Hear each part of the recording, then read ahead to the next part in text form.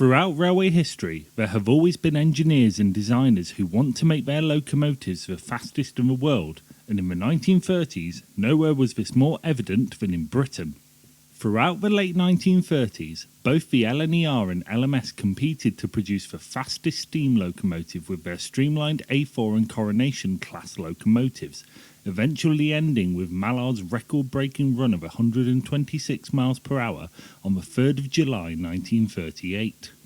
The Southern Railway would eventually join the streamlining race in 1941 when Oliver Bulleid, whose harebrained schemes I've covered on this channel before, debuted his somewhat streamlined Merchant Navy class of locomotive, affectionately known as the Spam Cams, because of their, well, just look at them.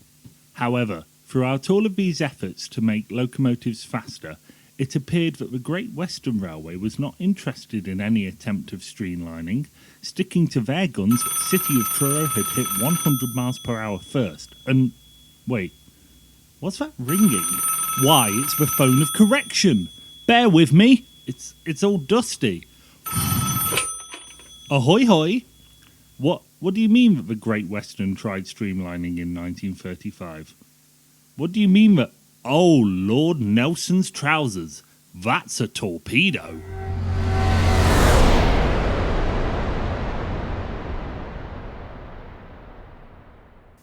What you see before you is the Great Western's attempt at streamlining, completed in 1935 when King-class locomotive King Henry VII was sent to Swindon to undertake this.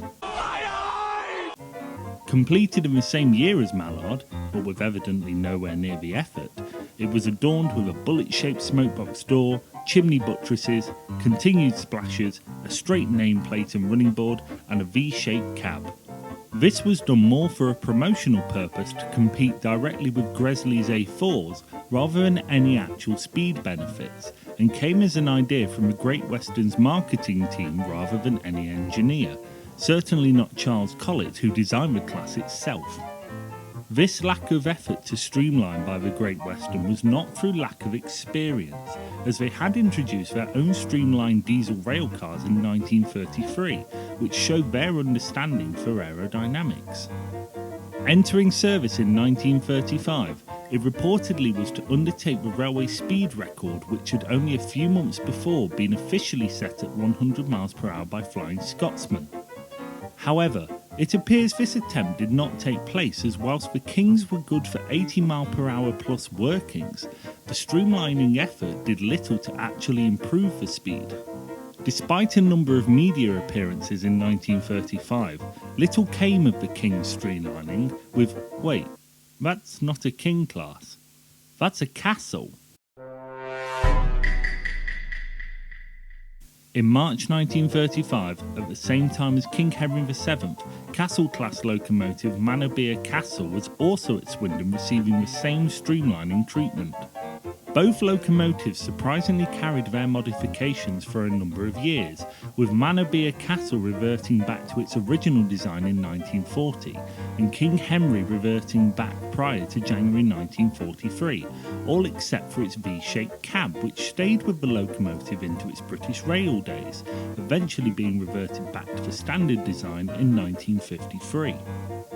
Whilst there is no exact explanation for the removal of these streamlining attempts, besides just taking one look at them, it was likely due to Mallard's record-breaking run, and the works were merely waiting for the locomotive's scheduled overhauls to get the bloody things off. Another potential explanation is that at this time, the government needed all the spare metal they could get their hands on due to a minor disagreement with the Bosch. That, or the Royal Navy was running out of torpedoes. Manorbier Castle was eventually scrapped in April 1960, with King Henry VII meeting the same fate in September 1962. And with that, the Great Western Railway's streamlining days were over.